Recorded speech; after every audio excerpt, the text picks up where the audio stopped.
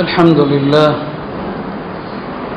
نحمده ونستعينه ونستغفره ونؤمن به ونتوكل عليه ونعوذ بالله من شرور أنفسنا ومن سيئات أعمالنا من يهد الله فلا مضل له ومن يضلل فلا هادي له أشهد أن لا إله إلا الله وحده لا شريك له وأشهد أن سيدنا ونبينا ومولانا محمدا عبده ورسوله أرسله ربه بالحق بشيرا ونذيرا وداعيا إلى الله بإذنه وسراجا منيرا صلى الله تعالى عليه وعلى آله وصحبه وبارك وسلم تسليما كثيرا أما بعد فأعوذ بالله من الشيطان الرجيم وأن المساجد لله فلا تدعوا مع الله أحدا وقال النبي صلى الله عليه وسلم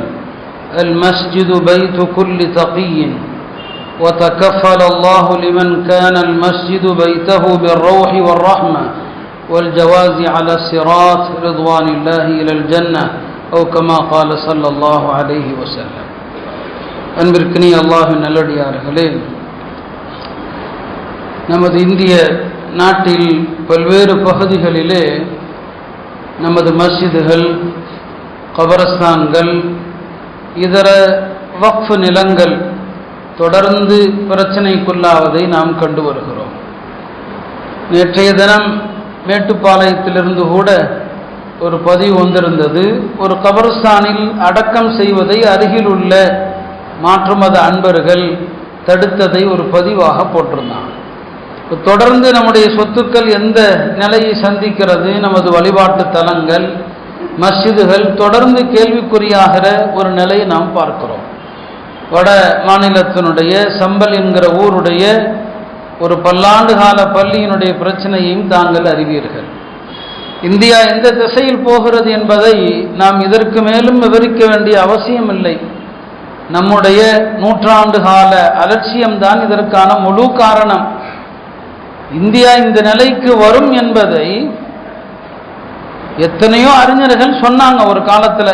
அவர்களில் குறிப்பாக ஹஜ்ரத் மௌலானா அபுல் ஹசன் அலி மியான் நத்வி அவர்கள் ஆங்கிலேயர்களுடைய இங்கிருந்து அவர்கள் செல்ல போகிறார்கள், இந்தியா விடுதலையாகும் என்கிற சூழ்நிலை எப்போது ஏற்பட்டதோ அப்போதிருந்தே இந்தியா எந்த அரசியல் மாற்றத்தை சந்திக்க போகுது, இந்திய முஸ்லிம்களுடைய நிலை என்ன ஆகும், இதெல்லாம் அவங்க 50-60 வருஷத்துக்கு முன்னால சொன்னாங்க.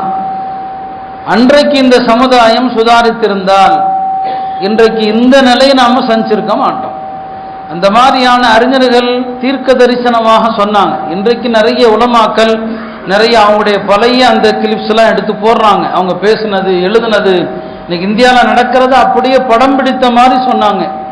அல்லாஹ்வுடைய சில அடியார்கள் அவங்களுக்கு எதிர்காலத்தில் இப்படியெல்லாம் நடக்கும் என்று தெரியும் இல்லையா. அல்லாஹ் அவங்க மூலமா சொல்ல வச்சான். அன்றைக்கு அதையெல்லாம் அலட்சியம், இதெல்லாம் நடக்குமா நடக்குமா நடக்குமா நடக்குமா, இப்பயும் அதானே. நானே பேசின எத்தனையோ விஷயத்தை என் காதுபடவே பேசியிருக்கிறாங்க. இதெல்லாம் சும்மா சொல்லிக்கிட்டு இருப்பாங்க இல்லையா. அல்லாஹ் பாதுகாக்கணும். தன்னுடைய வீட்டுக்கு ஆபத்து வருகிற வரைக்கும் முஸ்லீம் நம்பவே மாட்டான். நாளைக்கு உன் வீட்டில் வந்து நிற்பான், இதெல்லாம் இந்துக்கள் வீடு, முஸ்லிம்கள் ஆட்சி செய்த காலத்தில் அபகரிச்சாங்கன்னு வந்து நிற்பான். அன்னைக்கு தான் நம்ம ஆள் நம்புவான். அது வரைக்கும் இதெல்லாம் நடக்குமா நடக்குமா நடக்குமா நடக்குமான்னு பேசிட்டே இருக்க வேண்டியதான். நடக்க ஆரம்பித்து எத்தனையோ விஷயங்கள் கைவிட்டு போயிடுச்சு, பல விஷயங்கள் கைவிட்டு செல்லவும் இருக்கிறது. மௌலானா அலி மியான் நத்வி தான் இந்தியா என்ன ஆகுங்கிறத 50 வருஷத்துக்கு முன்னால சொன்னாங்க. எல்லா முஸ்லிம்களுக்கும் சொன்னாங்க, நாம் என்ன செய்யணும், எத்தகைய விழிப்புணர்வு வேண்டும் என்றெல்லாம் சொன்னாங்க. யாருமே எடுத்துக்கொள்ளல, எல்லார் மேலையும் தவறு தான். ஒட்டுமொத்த சமூகத்தின் மீதும் இந்த தவறு இருக்க தான் செய்கிறது. ஒரு ஜனநாயக நாடு, மதசார்பற்ற நாடு, நமக்கு ஆதரவான அரசு என்றெல்லாம் ஒரு கற்பனையில மூழ்கி நாம ஒரு நூற்றாண்டை வீணாக்கியதன் விளைவுதான் இன்றைக்கு இத்தகைய ஒரு சூழ்நிலை. நமக்கு பின்னால நீதிமன்றங்கள் இல்லை, நீதித்துறையை நம்பலாமா இல்லை, உங்களுக்கு தெரியும் என்ன நடக்குதுன்னு சொல்லி. இப்படியான ஒரு நிலையில தான் இன்றைக்கு நாம அடுத்தடுத்து பல பள்ளிகள் கேள்விக்குறியாகிற ஒரு நிலையை நாம சந்திக்கிறோம். அருமையானவர்களே, சந்திரசூட்டுங்கிற ஒரு நீதிபதி அவர் பாபரி மஸ்ஜித் விஷயத்தில் வழங்கிய தீர்ப்புல பல விஷமத்தனங்களை அவர் கக்கி இருந்தார். அதுல ஒன்றுதான், முஸ்லிம்களுக்கு பூமி எல்லாமே வழிபாட்டு தலம் தானே, உங்களுக்கு வழிபாட்டு தலங்கிறது ஒரு குறிப்பிட்ட கட்டடம் ஒன்றும் இல்லையே, எனவே நீங்க அதை விட்டு கொடுத்தா என்ன? இந்துக்களுக்கு அப்படி இல்லை, ஒரு குறிப்பிட்ட கோயில் தான் அவங்களுடைய வழிபாட்டு தலம்னு சொல்லி அவருடைய அந்த வார்த்தை ரொம்ப விஷமத்தனமானது. அதை ஒரு பார்ப்பன பத்திரிகையாளர் ஒரு பேட்டியில சொல்றாரு, இந்துக்களுக்கு குறிப்பிட்ட அந்த ஆலயம் தான் வழிபாட்டு தலம், முஸ்லிம்களுக்கு அப்படி இல்லை, அவங்க எங்கனாலும் தொழலாம். இது பெருமானார் சொன்ன ஒரு ஹதீஸ என்ன நோக்கத்தில் சொல்லப்பட்டதோ அந்த நோக்கத்தை திசை திருப்பும் விதமாக, உங்களுக்கு தான் பூமியில எங்கனாலும் தொழாமே, அந்த பேட்டியில் அவர் சொல்றார் அந்த பத்திரிகையாளர்.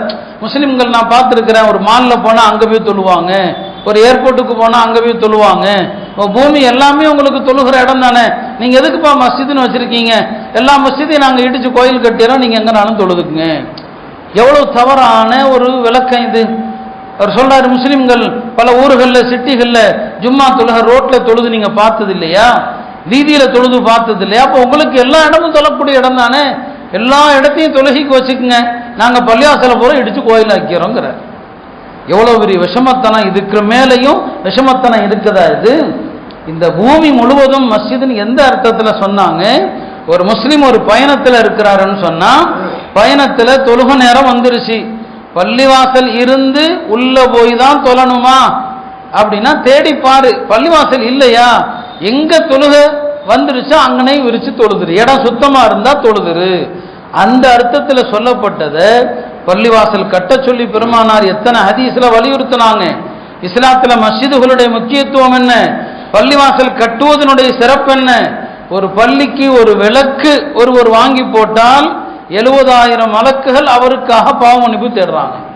ஒரு பள்ளிவாசலுக்கு ஒரு பாய் ஒருத்தர் வாங்கி போறாருன்னா அந்த பாய் இத்து பலசாகிற வரைக்கும் 70,000 மலக்குகள் அவருக்கு துவா செய்யறாங்க. இதெல்லாம் மஸ்ஜிதுகள் விஷயத்தில் வந்திருக்கிற ஏராளமான ஹதீஸுகள். அப்போ பள்ளி கட்டுமாறு சொன்னாங்க, பள்ளியை சுத்தமாக வைக்குமாறு சொன்னாங்க, நறுமணமாக வைக்குமாறு சொன்னாங்க.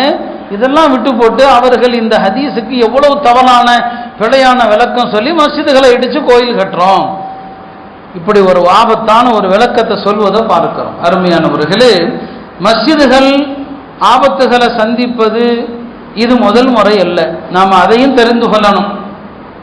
இந்த மாதிரியான விஷயங்கள்ல நாம் தெரிந்து கொள்ள வேண்டிய சில முறைகளும் இருக்குது. இந்த மார்க்கத்திற்கு ஆபத்து, இறை இல்லங்களுக்கு ஆபத்து என்பது இன்று நேற்று அல்ல. அல்லாஹ்வுடைய புனித இல்லமான மஸ்ஜிதுகளுக்கெல்லாம் தாயாக விளங்கக்கூடிய மஸ்ஜிதுல் ஹராம், புனித மஸ்ஜிதுல் ஹராம், அதுவும் வரலாற்றில் பல கட்டங்களில் ஆபத்துக்குள்ளாகி தான் இருக்குது. அந்த மஸ்ஜிதுல் ஹராமையும் கராமித்தாங்கிற ஒரு கூட்டம் அவங்க கைப்பற்றினாங்க, மீசாபை அகற்றினாங்க, ஹஜர் அஸ்வதை எடுத்தாங்க, எல்லாம் நடந்துச்சு, மஸ்ஜிதுல் ஹராம்லேயே நடந்துச்சு. ஆனால் மக்கா ஒன்றும் அழிஞ்சு போகலையே, இன்றைக்கும் மக்கா இருக்கிறது, மக்காவுக்கு முஸ்லீம்கள் போறாங்க, அது கியாம நாள் வரைக்கும் நடக்கும். என்னைக்கு அல்லாஹ் இந்த உலகத்துக்கு அழிவை ஏற்படுத்தணும்னு நினைக்கிறானோ அன்றைக்கு காபா இடிக்கப்படும், இடிக்கப்பட்டால் உலகம் அழிந்துவிடும். அப்ப அது வரைக்கும் என்ன நடந்தாலும் சரி, சில காலங்கள் சில தீய சக்திகளுடைய கை ஓங்கலாம். இப்போ மஸ்ஜிதுல் ஹராமுக்கும் நடந்தது, ஹஜருல் அஸ்வதையை தூக்கிட்டு போயிட்டாங்க, ஹஜர் அஸ்வதை எடுத்து கொண்டு போயிட்டாங்க. சில வருடங்கள் காபால ஹஜருல் அஸ்வதே கிடையாது. அதுக்கப்புறம் சில அரசர்கள் வந்து அவர்களிடமிருந்து மீட்டு அந்த ஹஜருல் அஸ்வதை கொண்டு வந்து இப்போது இருக்கிற இடத்துல வச்சாங்க. பழைய ஹஜருல் அஸ்வது உடையாத சிதையாத ஹஜருல் அஸ்வத் இதை எடுத்துட்டு போன பிறகு அது 18 துகள்களாக உடைஞ்சு போச்சு. அந்த 18 துகள்களையும் ஒன்று சேர்த்து இப்ப இருக்கிற அமைப்புல அதை என்ன செஞ்சாங்க, வச்சாங்க. வறுமையானவர்களே, வரலாற்றில் இப்படியெல்லாம் நடந்திருக்கிறது. மஸ்ஜிதுகளுக்கு அநீதி முஸ்லிம்களாலேயும் நடந்திருக்குது, முஸ்லிம் அல்லாதவர்களாலேயும் நடந்திருக்குது. முஸ்லிம்களை பொறுத்த வரைக்கும் எந்த ஒரு நாட்டை வெற்றி கொண்ட போதும் கூட பிற மதங்களுடைய ஆலயங்களை அவங்க கைவச்சதில்லை. மக்கா மதீனாவை தவிர்த்து உலகத்தில் வேற பகுதிகளில் கோயில்கள், சர்ச்சுகள் எதையுமே முஸ்லிம்கள் வந்து கை வைக்க கூடாது, அதான் சட்டம். எகிப்த முஸ்லிம்கள் ஆட்சி செய்த காலகட்டத்தில் சில ஆட்சியாளர்கள் இடையில என்ன பண்ணாங்க, சில சர்ச்சுகளை, கிறிஸ்தவ ஆலயங்களை இடிச்சிட்டாங்க. அந்த நேரத்தில் இருந்த இமாம் லைஸ் இப்னு சஅத் இமாம் அப்துல்லா இப்னு லஹியா அவங்க சொன்னாங்க, இந்த ஆலயங்களை திருப்பி கட்டணும்னு சொன்னாங்க, இந்த கிறிஸ்தவ ஆலயங்களை திருப்பி கட்டணும்னு சொன்னாங்க. அதை இடிக்க நமக்கு அனுமதி இல்லை, நாம் அதை திருப்பி கட்டி கொடுக்க வேண்டும் என்று சொன்னாங்க. கட்டி கொடுக்கப்பட்டது. உமர் இப்னு அப்துல் அசீதுடைய ஆட்சி காலத்தில் ஒரு கிறிஸ்தவ தேவாலயத்தை முஸ்லிம்கள் சிலர் அபகரித்து இடித்த நேரத்தில் உமர் இப்னு அப்துல் அசீஸ் ரஹ்மத்துல்லாஹி அலைஹி அதை கட்டி கொடுத்தாங்க. இதுதான் இஸ்லாமிய சட்டம். இஸ்லாமிய நாட்டில் முஸ்லிம் அல்லாதவர்களுடைய வழிபாட்டு தலத்தில் யாராவது ஒரு முஸ்லிம் அதை அசிங்கப்படுத்தினார், இப்போ நடக்குதா இல்லையா, சில இந்துத்துவாதிகள் பள்ளிவாசலில் வந்து என்ன செய்யறது, சிறுநீர் கழிக்கிறது. இது மாதிரி ஒரு கோயிலில் ஒரு சர்ச்சில் ஒரு முஸ்லிம் பண்ணிட்டான்னு சொன்னால் இஸ்லாமிய சட்டப்படி அந்த ஆலயங்களை அவமதிப்புக்குள்ளாக்கிய அந்த முஸ்லிம் தண்டிக்கப்பட வேண்டும். ஒரு கோயிலில் போய் ஒரு முஸ்லிம் அசிங்கப்படுத்திட்டான்னு வைங்க, இஸ்லாமிய சட்டம் சொல்லுது அவனை வந்து என்ன செய்யணும், தண்டிக்கணும்னு சொல்லுது. ஏன்னா அடுத்தவர்களுடைய மத வழிபாட்டு உரிமைகளை கேவலப்படுத்தக்கூடாது. நம்முடைய மார்க்கம் சத்தியம், அவனுக்கு எடுத்து சொல்லலாம், அவனுக்கு விளக்கலாம், நம்ம மார்க்கத்தினுடைய நியாயங்களை சொல்லலாமே தவிர அவனுடைய உணர்வுகளை அவனுடைய அடையாளங்களை கேவலப்படுத்துவது நம்முடைய மார்க்கத்தில் அறவே கிடையாது. கோயிலை கேவலப்படுத்தினால் அவனுக்கும் தண்டனை இருக்குது. இப்படிதான் முஸ்லிம்கள் எல்லா காலத்திலையும் நடந்தாங்க. உமர் ரலியல்லாஹு அன்ஹு அவர்கள் மதீனத்துல் குதுஸ் என்று அழைக்கப்படுகிற ஜெருசலம், யூதர்கள் அதை ஜெருசலம் சொல்லுவாங்க, முஸ்லிம்கள் அதை குதுஸ்ன்னு சொல்லுவாங்க. அந்த மதீனத்துல் குதுஸை வெற்றி கொண்ட நேரத்தில் யூத கிறிஸ்தவர்களுடைய எல்லா ஆலயங்களையும் அப்படியே விட்டு வச்சாங்க. ஒரு ஆலயத்தை கூட கைவிக்கலை, எல்லாம் அப்படியே இருக்குது. மரியம் அலைஹிஸ்ஸலாமுடைய வழிபாட்டு தலத்திலிருந்து இன்னைக்கும் ஜெருசலம் போனால் அதையெல்லாம் பார்க்கலாம். கிறிஸ்தவர்கள் வர்றாங்க, மரியம் அலைஹிஸ்ஸலாம் வழிபட்ட இடத்தை அவங்களும் பார்க்குறாங்க. எல்லாருக்கான வழிபாட்டு தலமும் அப்படி தான் இருந்துச்சு, எதையுமே இடிக்கலை. இதான் முஸ்லிம்கள் எல்லா காலத்திலையும் நடந்த முறை. ஆனால் அதே நேரத்தில் முஸ்லிம் அல்லாதவர்கள், அது கிறிஸ்தவர்களானாலும் சரி வேறு எவரானாலும் சரி, ஒரு நாட்டை கைப்பற்றினால் முதல்ல அவர்கள் இடிப்பது மஸ்ஜிதுகளை தான், மஸ்ஜிதுகளை தான் இடிக்கிறது. ரஷ்யாவில் கம்யூனிஸ்டுகள் அதைத்தான் பண்ணினாங்க. ரஷ்யா கம்யூனிஸ்ட் தலைவர்களில் ஒருவரான ஸ்டாலின் ஆட்சியில் 2000 பள்ளிகள் இடிக்கப்பட்டுச்சு. இன்னைக்கு அல்ஹம்துலில்லாஹ் அங்கெல்லாம் நிறைய பள்ளிகள், கம்யூனிசம் என்னைக்கு உடைஞ்சதோ, இஸ்லாமிய நாடுகள் திரும்ப வந்ததோ எல்லா இடங்களிலும் அந்த பள்ளியை கட்டினாங்க. இப்போ ரஷ்யாவுடைய அந்த கம்யூனிச ஆட்சியில், இரும்புத்திரை ஆட்சியில் பள்ளியை மியூசியங்களாக மாற்றினாங்க, பள்ளியை மதுக்கூடங்களாக மாற்றினாங்க, பள்ளிவாசலை தொழிற்சாலைகளாக மாற்றினாங்க, சில பள்ளிகளை திட்டமிட்டு டாய்லெட்டுகளாக மாற்றினாங்க. இதெல்லாம் கம்யூனிசம் செஞ்சது தான். கம்யூனிஸ்டுகள் நமக்கு ஒன்றும் ஆதரவானவர்கள் அல்ல. இங்கே உள்ள கம்யூனிஸ்டுகள் நமக்கு ஆதரவாக தெரியும், ஏன்னா அவர்களும் இஸ்லாத்துக்கு விரோதிகள் தான். அவங்க ரஷ்யாவில் அவங்க பண்ண அட்டூழியத்துக்கு முன்னால இங்கே இந்துத்துவாதிகள் பண்ணுகிற அட்டூழியம் கம்மி தான். அவ்வளவு அட்டியாயங்களை செஞ்சாங்க. அதனால அங்கே ஒன்றும் இஸ்லாம் அழிஞ்சிடல. இன்னைக்கு அந்த நாடுகளில் செழிப்பாக முஸ்லிம்கள் இன்றைக்கு இருக்கிறாங்க. அப்போ ரஷ்யாவில் இந்த பிரச்சனை இருந்துச்சு, பள்ளிவாசல்கள் தான். எதிரிகளுடைய கண்ணை உறுத்துறது பூரா இந்த மஸ்ஜிது தான். அதே மாதிரி தான் யூதர்களும் கூட அவர்கள் இஸ்ரேலுங்கிற நாட்டை உருவாக்கின பிறகு இஸ்லாமிய அடையாள சின்னங்கள் ஒன்று கூட இருக்கக்கூடாது. அதில் முக்கியமாக அவர்களுடைய கனவு என்ன, அக்ஸா இருக்கிற அந்த இடம், அந்த இடத்தை என்ன செய்யணும், இடித்து விட்டு கோயில் கட்டணும், கிறிஸ்தவ கோயில் என்று அவங்க யூத கோயில் கட்டணும்னு சொல்லி. அதனால தொடர்ந்து என்ன பண்ணுவாங்கன்னு சொன்னால், திடீர்னு ஏதாவது ஒரு பகுதி இதில் தீக்கிரையாக்கிடுவாங்க. 1969 அக்ஸால பெரிய தீ விபத்து ஏற்பட்டது. இப்பயும் நீங்கள் பார்க்கலாம், அக்ஸா போகிறவங்களுக்கு தெரியும், பல இடங்கள் பார்த்தீங்கன்னு சொன்னால் கருநிறத்தில் இருக்கும். அதெல்லாம் எதனால அப்படிங்கிறது நமக்கு தெரியாது. வரலாற்றை பார்த்தோன்னு சொன்னால் பல முறை யூதர்கள் தீ வச்சிருக்கிறாங்க, அதை எப்படியாவது இடித்து தரமட்டமாக்கணும்னு சொல்லி பல முறை தீ வச்சாங்க. இன்றைக்கு அதை இடிப்பதற்கான எல்லா வேலையும் செஞ்சிட்டு இருக்கிறாங்க. இடையில ஒரு காலகட்டத்தில் அவர்கள் அக்ஸாவுடைய கீழ்ப்பகுதியில் சுரங்கம் தோண்டினாங்க.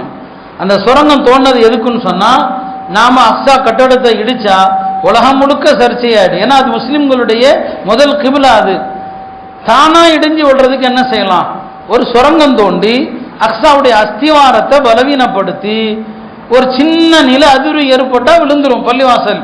அதையும் செஞ்சாங்க. அது சில முஸ்லீம் இன்ஜினியர்கள் கண்டுபிடிச்சிட்டாங்க. இதெல்லாம் நாங்கள் ஜியாராவுக்கு போன நேரத்தில் எங்களுக்கு வழிகாட்டியாக வந்தவர் சொன்னார், அந்த சுரங்கத்தை கூட காட்டினார். யூதர்கள் தோண்டி கொண்டிருந்த எந்த வழியா தோண்டினாங்கன்னு காட்டினாரு. இப்போ சொன்னாங்க, இந்த சில முஸ்லீம் இன்ஜினியர்கள் கண்டுபிடித்து யூதர்கள் இப்படி ஒரு சுரங்கம் தோன்றாங்க, அவங்களுடைய திட்டம் என்ன, அந்த சுரங்க குழியை தோண்டி உள்ள பூரா தண்ணீரை நிரப்பி அக்ஸாவுடைய அஸ்திவாரம் தன்னை போல சிதைந்து கீழே விழுந்துடணும்னு சொல்லி, அப்புறம் அது கண்டுபிடிக்கப்பட்டு பெரிய சர்ச்சையாகி அதில் பல போராட்டங்கள் நடந்து இப்போ தற்காலிகமாக அது நிறுத்தி வைக்கப்பட்டிருக்குது. இல்லை அவன் அண்டர் கிரவுண்ட் வேலை செய்கிறானாங்கிறதும் தெரியாது. இப்போ அக்ஸாவை இடிக்கணும், அதான் அவனுடைய குறிக்கோள். அந்த அக்ஸாவை இடிப்பதற்கு யூதர்கள் வகுத்த திட்டத்தை அடிப்படையாக வச்சு தான் யூதர்களுக்கும் ஆர்எஸ்எஸ்க்கும் பெரிய லிங்க் இருக்குது. அந்த திட்டத்தை வச்சு தான் இங்கே பாபரி மஸ்ஜிதை அவர்கள் அந்த திட்டம் போட்டு தான் இடித்தாங்க. அதே பிளான் பண்ணி இடித்தாங்க. ரெண்டு பேருக்குமான அரசியல் திட்டம் கிட்டத்தட்ட ஒன்று தான். என்ன, இவர்கள் இடித்து கோயிலும் கட்டிட்டாங்க, அங்கே அது உலக பிரச்சனை ஆகிடும், அதில் ஏற்படுகிற அழுத்தங்கள் அதிகம் என்பதனால அவங்க வெயிட் பண்ணிட்டு இருக்கிறாங்க. ஏன்னா யூதர்கள் அவன் ஒரு காலண்டர் வச்சிருக்கிறான், யூத மத காலண்டர், யூத மத காலண்டர் ஒன்று வச்சிருக்கிறான். அந்த காலண்டர் படி இப்போ 5777வது வருஷம் தஜ்ஜால் எப்போ வருவான் அப்படிங்கிறட்ட அவங்கள்ட்ட ஒரு கணிப்பு இருக்குது யூதர்கள்ட்ட. யூதர்கள் தஜ்ஜால மசீஹான்னு சொல்றாங்க, நாம மசீஹுத் தஜ்ஜாலுங்கிறோம் இல்லையா, அவனுடைய ஹிப்ரு மொழியில மசீஹா. அந்த மசீஹாவை அவன் பெரிய தலைவராக எதிர்பார்த்து காத்துட்டு இருக்கிறான். மசீஹா வரக்கூடிய வருஷம் நெருங்கிடுச்சுங்கிறான். அவனுடைய யூத அவங்கள்ட்ட ஜோசியர்கள்லாம் இருப்பாங்க, மசீஹா வரக்கூடிய காலம் நெருங்கிடுச்சு.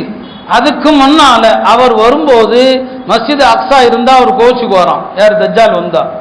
தஜ்ஜால் வர்றதுக்கு முன்னால இடிக்கணும், அவனுடைய கனவு அதுதான், அதுக்கு முன்னால இடிக்கணும்னு சொல்லி.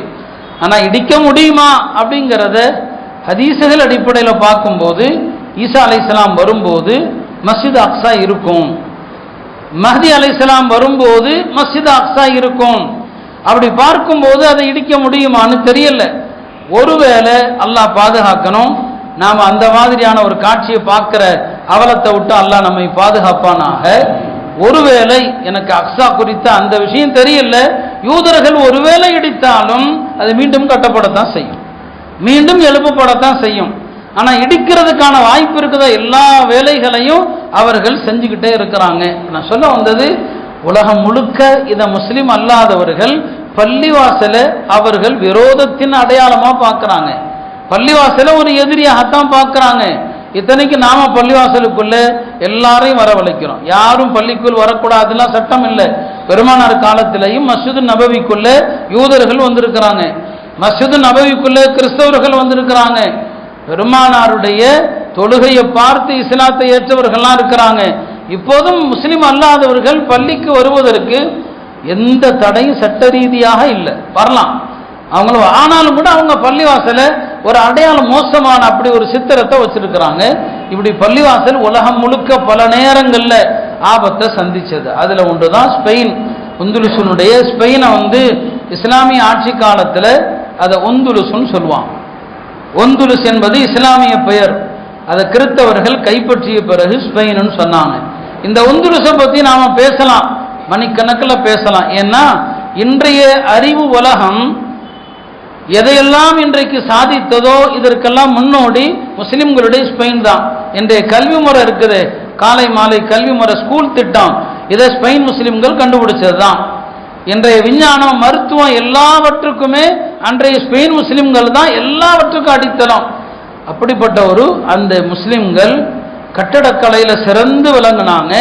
அவங்க கட்டின பள்ளிவாசல்கள் அற்புதமான பள்ளிகள், இந்த மைக்கெல்லாம் இல்லாம இமாமுடைய குரல் கடைசி வரைக்கும் கேட்கும், அந்த மாதிரியான கட்டட அமைப்பு.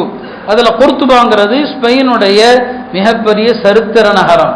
அந்த சரித்திர நகரத்தினுடைய அழகான பள்ளி தான் ஜாமியோ குர்துபான்னு சொல்லுவாங்க.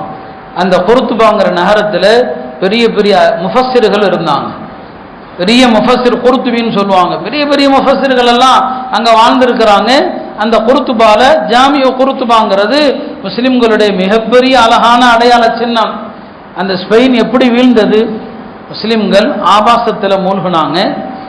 இரவெல்லாம் மதுபானம், இரவெல்லாம் களியாட்டம், இரவெல்லாம் பாடல்கள், எல்லா ஒழுக்கமும் போச்சு, எல்லாமே போயிடுச்சு முஸ்லிம்கள்ட்ட. கிறிஸ்தவ பாதிரியார்கள் எல்லாம் இஸ்லாமிய அரசை வீழ்த்துவதற்கு காலங்களை எதிர்பார்த்துக்கிட்டே இருந்தாங்க.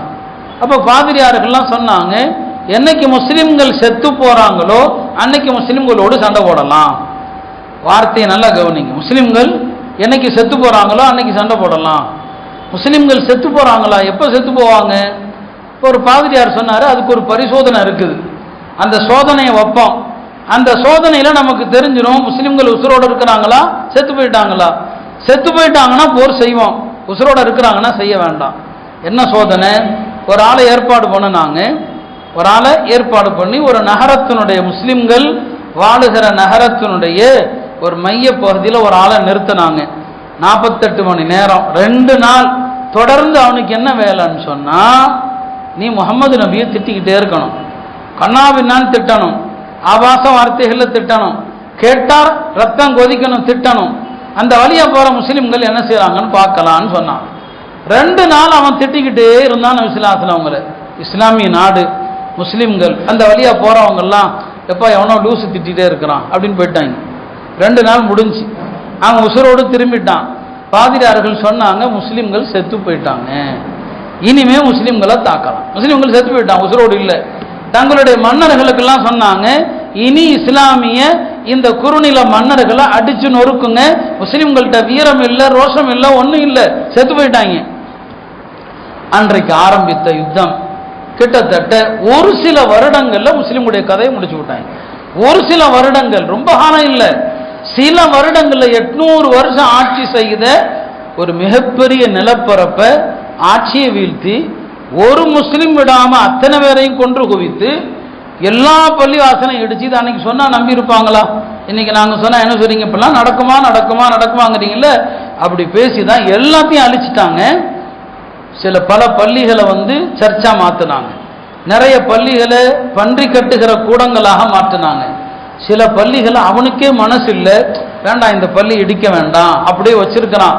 அதுல ஒரு பள்ளி தான் குருத்துபா பள்ளி, ஜாமியோ குருத்துபா, இன்னைக்கு ஸ்பெயின்ல இருக்குது, போனா பார்க்கலாம். பல பேர் அங்க போயிட்டு ரத்த கண்ணீர் வடிச்சிருக்கிறான்.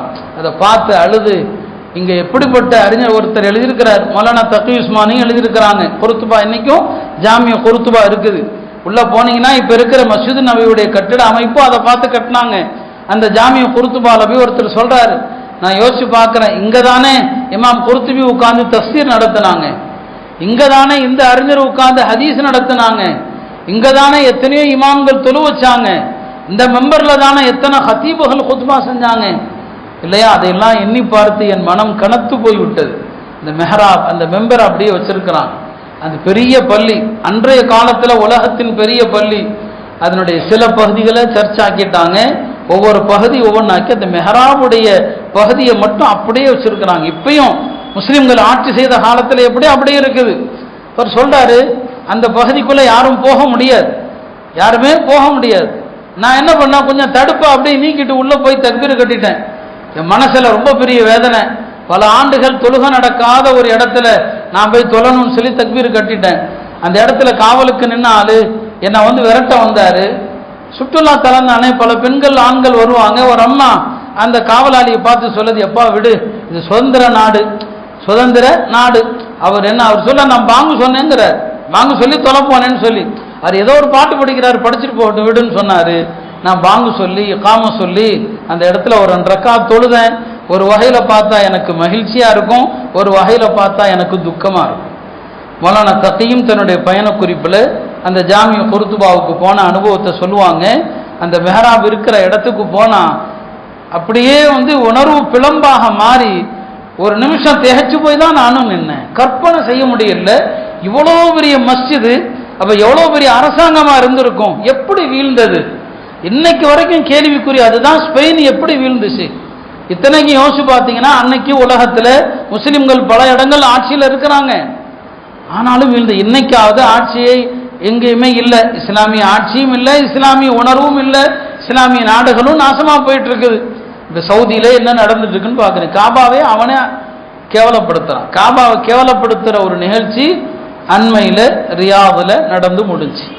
சொல்ல வந்தது, அந்த ஜாமியோ குர்துபா இவ்வளோ பெரிய பள்ளிவாசல் இல்லையா, பல்லாண்டுகள் அங்க பாங்கு ஒலிக்கல, இகாமத்து ஒலிக்கல, பல்லாண்டுகள் அங்கு முஸ்லிம்களுக்கு அனுமதியே கிடையாது. இப்போ கொஞ்சம் 2000ங்களுக்கு பிறகு ஸ்பெயின்ல கொஞ்சம் கொஞ்சம் பள்ளிவாசல் கட்டுறதுக்கு அனுமதி, ஒரு சில பள்ளிகள் மீண்டு வந்திருக்குது. இப்படி வரலாற்றில் எத்தனையோ பள்ளிகளுடைய வரலாறு நாம சொல்லலாம். அது மட்டும் இல்லை, முஸ்லிம்கள்லேயே விரோதிகள் ஷியாக்கள். அஹ்லு சுன்னாவுக்கு எதிராக இந்த ஷியாக்கள் பண்ணின அட்டூழிய அதிகம்.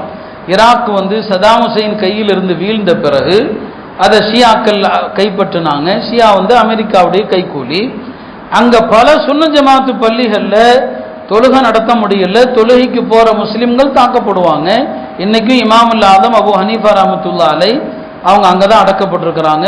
ஈராக்கில் பக்தாதில் அவங்களுடைய பள்ளி பெரிய பள்ளிவாசல். அந்த பள்ளியில் கூட கொஞ்ச நாள் தொழுகையே நடக்கலை.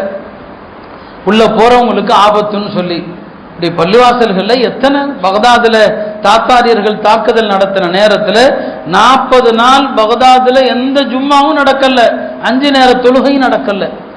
வரலாறு முழுக்க இப்படியெல்லாம் இந்த மஸ்ஜிதுகளுக்கு இழைக்கப்பட்ட அநீதிகள் கொஞ்சம் நஞ்சம் அல்ல. ஆனாலும் இந்த தீனை அழிக்க முடியாது. அதனால தான் இன்றைக்கும் நாமெல்லாம் இருக்கிறோம், முஸ்லிம்களாக நாம் இருக்கிறோம்னு சொன்னால் இந்த மார்க்கத்தை அழிவு வராது. இடைப்பட்ட காலங்களில் இது போன்ற சோதனைகள் எத்தனை வந்தாலும் அழிவு என்பது இல்லை. அந்த அடிப்படையில் அருமையானவர்களே, இந்தியாவில் இது போன்ற நிலைகள் ஏற்படுவதற்கான அறிகுறிகள் 100 வருஷத்துக்கு முன்னாலே ஏற்பட்டது. அந்த நேரத்தில் நாம் சுதாரிச்சிருந்தால் இந்த நிலைகள் ஏற்படாமல் தவிர்த்திருக்கலாம். இன்றைக்கு எல்லாமே அவங்க கையில் இருக்குது. நாம் எதுவுமே ஒரு ஜனநாயக ரீதியான ஒரு போராட்டம் செய்தால் கூட ஒரு ஆபத்தான காலகட்டத்தில் நாம் நின்று கொண்டிருக்கிறோம். பள்ளிகள் கேள்விக்குறியாக்கப்படுகிற ஒரு இடத்துல நாம் இருக்கிறோம். எனவே இந்த நேரத்தில் நாம் பள்ளிகள் விஷயத்தில் பள்ளியுடனான நம்முடைய தொடர்பு அதிகப்படுத்தணும். பள்ளியுடனான நம்முடைய தொடர்பு சொன்ன பள்ளிவாசல் கட்டுவது குறித்து பெருமானார் ஸல்லல்லாஹு அலைஹி வஸல்லம் அவர்கள் எவ்வளவு சிறப்புகளை சொன்னாங்க. அதே மாதிரி தான் பள்ளிவாசலுடனான நம்முடைய தொடர்பு இருக்குது. அது என்னங்க ரொம்ப உன்னதமானது. பெருமானார் ஒரு ஹதீஸில் ஆரம்பமாக நான் வாசித்த ஹதீஸில் சொன்னாங்க, அல் மஸ்ஜிது பைத்து குல்லி தகியின், இறையச்சமுள்ள ஒவ்வொரு அடியானுடைய வீடு எதுனா பள்ளி தான். யார் பள்ளிக்கு அடிக்கடி வரப்போக இருக்கிறாரோ, பள்ளிவாசலுக்கு வந்துக்கிட்டே இருக்கணும், அடிக்கடி வந்து போக இருக்கிறாரோ அவருக்கு அல்லாஹ்தஆலா ரஹமத்தையும் வாழ்வாதாரத்தையும் அருளுகிறான். சிராத்துல் முஸ்தகீம் பாலத்தை கடக்க வைக்கிறான். அவரை அல்லாஹ் சொர்க்கத்துக்கு அனுப்புகிறான். அது வரைக்கும் அல்லாஹ்வுடைய பொறுப்பில் இருக்கிறார். நாம் பள்ளிவாசலோடு நம்முடைய தொடர்பு என்ன? பாங்கு சொன்னால் வர்றோம், சலாம் கொடுத்தா வெளியே போயிடும். இதான் நம்முடைய தொடர்பு. ஒரு தொழுகைக்கு பிறகு இன்னொரு தொழுகை வரை பள்ளிவாசலில் உட்கார்ந்துருக்கிறோமா? இப்போ அசர் தொழுதுட்டா மகரிப் வரைக்கும் ஒரு 1.5 மணி நேரம் இருக்கலாம். பள்ளிவாசலில் இருந்தால் என்ன? நீங்கள் ஒரு தொழுகைக்கு பிறகு பள்ளிவாசலில் உட்கார்ந்தா மலக்குமார்கள் துவா செஞ்சுக்கிட்டே இருப்பாங்க. அல்லாஹும்ம அஃபிர் லஹு, அல்லாஹும்ம அர்ஹம்ஹு, அல்லாஹும்ம ஸல்லி அலைஹி. 5 நேர தொழுகையில் ஏதாவது ஒரு வக்தை எடுத்துக்குங்க. ஒரு தொழுகை முடிஞ்சா அடுத்த நேர தொழுகை வரைக்கும் பள்ளிவாசலில் உட்கார்ந்துருக்கிறது. இது அசர்ல இருந்து மகரிப் வரைக்கும் சாத்தியம். இன்னைக்கு மகரிபுக்கும் இஷாவுக்கும் இடைப்பட்ட நேரம் கம்மி தான். மகரிப் தொழுதுட்டா இஷா வரைக்கும் உட்காரலாம். இதையெல்லாம் நம்ம செய்யறது இல்லையே. ஒரு மனுஷன் பள்ளிவாசலுக்கு அடிக்கடி வந்துட்டு போனா அந்த அடியான் பள்ளிவாசலுக்கு வரும்போது அல்லாஹ் எப்படி சந்தோஷப்படுவான்னா, நம்முடைய வேண்டப்பட்ட யாராவது ஒருவர் நீண்ட நாள் எங்கேயோ போயிட்டார், நீண்ட நாள் போயிட்டு அவர் வந்தா எப்படி நாம சந்தோஷப்படுவோமோ, ஒரு அடியான் பள்ளிவாசலுக்கு அடிக்கடி வர்றவர் உள்ள வந்துட்டா வானவர்கள்ட்ட அல்லாஹ் அப்படி சந்தோஷப்படுவானா. ஒரு முறை நபி ஸல்லல்லாஹு அலைஹி வஸல்லம் அவர்கள் மகரிப் தொழுது விட்டு தன்னுடைய இல்லத்திற்கு போயிட்டாங்க. சஹாபாக்கள் சில பேர் பள்ளிவாசலில் உட்கார்ந்துருக்கிறாங்க. இஷாவுக்கு நேரம் வருது. பெருமானார் மகிழ்ச்சியோடு மூச்சரைக்க வந்தாங்க. மூச்சரைக்க வர்றாங்க. சொன்னாங்க, உங்களுக்கெல்லாம் அபுஷீரு, ஒரு நற்செய்தி உங்களுக்கெல்லாம். அல்லாஹ் வானத்தினுடைய கதவுகளை இப்போ திறந்து வச்சிருக்கிறான். சொன்னாங்க, வானத்தின் கதவுகளை திறந்து வைத்து கொண்டு அல்லாஹ் மலக்குமார்களை பார்த்து சொல்றான், இதோ என் அடியார்களை பாருங்க, ஒரு ஃபரதை முடிச்சாங்க மகரிப, அடுத்த ஃபரதுக்காண்டி உட்கார்ந்து இருக்கிறாங்க, என்னுடைய அடியார்களை பாருங்கன்னு சொல்லி அல்லாஹ் பெருமைப்படுவதாக சொன்னாங்க. அருமையானவர்களே, அல்லாஹ்வுடைய அர்ஷுடைய நிழலின் கீழ் 7 பேருக்கு அல்லாஹ் இடம் கொடுக்கிறான். அதுல ஒருத்தர் யாரு? ரஜுலுன் கல்புஹு முஅல்லகுன் ஃபில் மசாஜித். அவருடைய உள்ளம் எப்பவுமே பள்ளி தான். வீட்டுக்கு போனாலும் பள்ளி, கடைக்கு போனாலும் பள்ளி. மஸ்ஜிதுக்கு எப்போ போவோம்? நம்முடைய உறவு மஸ்ஜிதோடு நெருக்கமாகணும். இன்ஷா அல்லாஹ் அப்படி நடந்துச்சுன்னு சொன்னா எதிரிகளுடைய உள்ளத்துல அல்லாஹ் பயத்தை போடுவான். இனி போராட்டங்கள், வால் போஸ்டர்கள் அதெல்லாம் பெரிய பிரயோஜனத்தை தராது. ஒரு ஊர்ல இருக்கிற அத்தனை பேரும் பள்ளி பள்ளி பள்ளின்னு சொல்லி அல்லாஹ்வுடைய வீட்டை நாம அழுத்தமா பிடித்தா யார் என்ன செய்ய முடியும்? ஒன்றுமே செய்ய முடியாது. அத்தகைய ஒரு சூழ்நிலையில் இருக்கிறோம். அதனால அருமையானவர்களே, நாம் இந்த நெருக்கடியான காலகட்டத்தில் நம்முடைய அமல்களை சீராக்கினால் அல்லாஹ் இந்த சூழ்நிலைகளை சீராக்குவான். இந்த நெருக்கடியான காலகட்டத்தில் நாம நம்முடைய தீனை சரியாக்கினா அல்லாஹ் துனியாவை சரியாக்குவான். இந்த நெருக்கடியான காலகட்டத்தில் நாம் அல்லாஹ்வுடனான உறவை சரியாக்கினால் அல்லாஹ் படைப்புகளுடனான உறவை சரியாக்குவான். நபி ஸல்லல்லாஹு அலைஹி வஸல்லம் வந்தாங்க. நபி ஸல்லல்லாஹு அலைஹி வஸல்லம் அவங்கள்ட்ட ஒரு நாள் ஜிப்ரீல் வந்தாங்க. வந்து சொன்னாங்க, பெருமானாரிடத்தில் ஒரு செய்தியை சொன்னான். அது என்ன அப்படின்னு சொன்னால், நபி ஸல்லல்லாஹு அலைஹி வஸல்லம் அவங்கள்ட்ட, யா ரசூலல்லாஹ், உலகத்தில் வாழக்கூடிய முஸ்லிம்களில் யாரையாவது ஒருவர் அல்லாஹ் நேசிச்சான்னு சொன்னா அல்லாஹ் ஜிப்ரீல் அலைஹிஸ்ஸலாமை கூப்பிட்டு, நான் இந்த அடியானை நேசிக்கிறேன் அப்படின்னு அல்லாஹ் சொல்லுவான். ஜிப்ரீல் அலைஹிஸ்ஸலாம் வானவர்கள்ட்ட போய் சொல்லுவாங்களாம், இந்த அடியானை அல்லாஹ் நேசிக்கிறான், நீங்களும் அவரை நேசியுங்கள். எல்லா மலக்குகளும் அவரை நேசிப்பாங்க. அப்புறம் அல்லாஹ் சொல்லுவான், பூமியில் உள்ள எல்லா மக்களுடைய உள்ளத்திலேயும் இந்த அடியானுடைய நேசத்தை நீங்க போட்டுருங்க, எல்லாரும் அவரை நேசிப்பாங்க. அதே மாதிரிதான் இன்றைக்கு நாம் அல்லாஹ்வுடனான எல்லா விஷயத்தையும் சரி செஞ்சா இன்றைக்கு நம்மை கடுமையாக வெறுக்கிற இந்த ஆர்எஸ்எஸ் காரர்கள் உள்ளத்துல கூட அல்லாஹ் நம்முடைய பிரியத்தை போட்டுருவான். ஆனா இன்றைக்கு நம்முடைய நடைமுறை அப்படி இல்லை. இஸ்லாமிய நாடுகளுடைய நிலை, சவுதியில அண்மையில் நடந்ததை எண்ணி உலகத்தில் உள்ள எல்லா அறிஞர்களும் வேதனைப்படுறாங்க, ரத்த கண்ணீர் ஒடிக்கிறாங்க. காபாவுடைய ஒரு தோற்றத்தை வைத்து அதுல நிர்வாணமாக அழகிகள் நடனமாடுவதை போன்ற ஒரு விஷயத்தை இப்போ பள்ளிவாசல யாராவது ஆர்எஸ்எஸ் கார அசிங்கப்படுத்தினா வேதனைப்படுறோம், அதுக்காக கொதிக்கிறோம். ஒரு இஸ்லாமிய நாடு ஹரமைன் இருக்கக்கூடிய ஒரு பூமி, அந்த பூமியில இந்த அவலம் நடக்குதுன்னு சொன்னா அப்ப அங்க கேட்கப்படுகிற துவா எங்க கபூல் ஆகும்? காபால காபாவுடைய இமாம் கேட்கிற அந்த துவாக்கள் எப்படி ஏற்றுக்கொள்ளப்படும்? அந்த நாட்டுல இவ்வளவு பெரிய தீமை நடக்குது, காபா அவமானப்படுத்தப்படுது, எப்படி அல்லாஹ்வுடைய உதவி வரும்? இதுதான் ஸ்பெயின்ல நடந்துச்சு. இந்த ஆபாசங்கள், இந்த அருவருக்கத்தக்க செயல்நாளுகளை தான் ஒட்டுமொத்தமா ஒரு முஸ்லிம் இல்லாம அழிக்கப்பட்டாங்க. எனவே இந்தியாவை பொறுத்த வரைக்கும் நல்லோர்கள் சாலிஹீன்கள் வாழ்ந்த மண் இது. நீங்க பார்த்திருப்பீங்க, ஹாஜா மொய்னுத்தீன் சிஸ்தி ரஹ்மத்துல்லாஹி அலைஹி அவங்க லட்சக்கணக்கான மக்களை அவங்க ஹிதாயத்தை அவங்க மூலமா பெற்றாங்க இல்லையா? அவங்களுடைய அந்த மக்பராவிற்கு காஃபிர்களும் கூட வருவாங்க. அவங்க எங்களுக்கு நல்லா ஆயிடுச்சுன்னு சொல்லுவாங்க. காஃபிர்களும் காணிக்க செலுத்துவாங்க. இன்னைக்கு அந்த மஸார், அவர்கள் அடக்கப்பட்டிருக்கிற அந்த மஸாரையும் கூட இன்னைக்கு ஆபத்து வருது. அதையும் இந்து கோயில் இருந்த இடம்னு சொல்றாங்க. இப்படி இன்னும் எந்தெந்த இடங்களை சொல்ல போறாங்களோ தெரியல. எல்லா இடங்களுக்கும் ஆபத்தான ஒரு சூழ்நிலை. என்ன சொல்வது, என்ன தீர்வுன்னு தெரியாம தான் முழிக்கிறோம். ஏன்னா நம்முடைய பெரியவர்களும் அமைதியாகத்தான் இருக்கிறாங்க. இந்த நேரத்தில் நாம மக்களை போராட்டங்களுக்கு தூண்டி பிரயோஜனம் இல்லை. எல்லாமே ஒரு ஆபத்தான சூழ்நிலையில தான் இருக்குது. எனவே அல்லாஹ்வின் பக்கம் மீள்வதை தவிர வேறு வழி இல்லை. இருக்கிற மஸ்ஜிதுகளை பாதுகாப்போம், மஸ்ஜிதுகளுடனான தொடர்பு அதிகப்படுத்துவோம். அல்லாஹ் எல்லா வகையிலும் உதவி செய்வான். இன்னும் அதிகமான மஸ்ஜிதுகளை நாம கட்டுவோம். பெருமானார் பள்ளிகளை அதிகமா கட்ட சொன்னாங்க. முஸ்லிம்கள் கொஞ்சம் பேர் இருந்தா பள்ளி தான். அதில் உமர் ரலியல்லாஹு அவர்கள் தன்னுடைய ஆளுநர்கள், கவர்னர்கள், சாத் இப்னு அபி வக்காஸ் அவங்க கூஃபால இருந்தாங்க, அம்ர் இப்னு ஆஸ் அவங்க மிஸ்ர்ல இருந்தாங்க, அபு மூஸா அஷ்அரி பஸ்ரால இருந்தாங்க. எல்லாருக்கும் ஒரு கடிதம் எழுதினாங்க, ஒரு சர்க்குலர் எல்லாருக்கும் போகுது. என்ன அப்படின்னா, உங்க பகுதியில் எல்லா இடங்களிலும் மஸ்ஜிது கட்டுங்க, 5 நேரம் தொழுகை நடத்துங்க, ஜும்மா ஒரே ஒரு பள்ளியில நடத்துங்க. ஜும்மா ஒரு பள்ளி, அதுக்கு தான் ஜாமி மஸ்ஜிதும் வாங்க. எல்லா பள்ளியிலையும் 5 நேரம் தொழுகை நடக்கிற மாதிரி பள்ளிகளை அதிகப்படுத்துங்கன்னு சொன்னாங்க. அதனால நாம மஸ்ஜிதுகளை கட்டுவதோடு இல்லாம அந்த மஸ்ஜிதுகளை அமல்களை கொண்டு செழிப்பாக்குவோம். அல்லாஹ்விடத்துல துவா செய்வோம். எல்லாம் அல்லாஹ் இந்த ஹாலாத்துகள், இந்த சூழ்நிலைகளை எல்லாம் மாற்றுவான். வரலாறு எப்போதுமே ஒரே மாதிரி இருக்காது. காலச்சக்கரம் மாறி மாறி தான் வரும். இந்த அவர்களுடைய கையில் இருக்குது. ரஷ்யால முஸ்லிம்கள் பள்ளிகளை இழந்து பிறகு ரஷ்யா உடைந்த நேரத்தில் 60க்கும் மேற்பட்ட இஸ்லாமிய நாடுகள் உருவாச்சு. இன்னைக்கு அந்த பள்ளிகளை திருப்பி கட்டிட்டாங்க. அல்லாஹ் நாடினால் இன்ஷா அல்லாஹ் இடிக்கப்பட்ட பாபரி மஸ்ஜித் திரும்ப கட்டப்படும். கியாமத்துக்கு முன்னால் அதெல்லாம் நடக்கும். அதே மாதிரிதான் நாம இழந்த மஸ்ஜிதுகளையும் திரும்ப கட்டுகிற ஒரு காலமும் வரத்தான் செய்யும். அல்லாஹ்வுடைய நாட்டத்தில் அது ஒன்றும் பாரதூரமான விஷயம் அல்ல. எல்லாம் அல்ல அல்லாஹ் நமது இந்திய நாடு சந்திக்கிற இந்த நெருக்கடியான சூழலிலிருந்து அல்லாஹ் பாதுகாப்பானாக. ஆட்சியாளருடைய உள்ளத்திலே இஸ்லாத்தினுடைய வெறுப்பை நீக்கி அதை மஹப்பத்தாக மாற்றுவானாக. உலகம் முழுவதிலும் உள்ள அஹ்லு சுன்னாவுடைய முஸ்லிம்களுக்கு அல்லாஹ் உதவி செய்வானாக.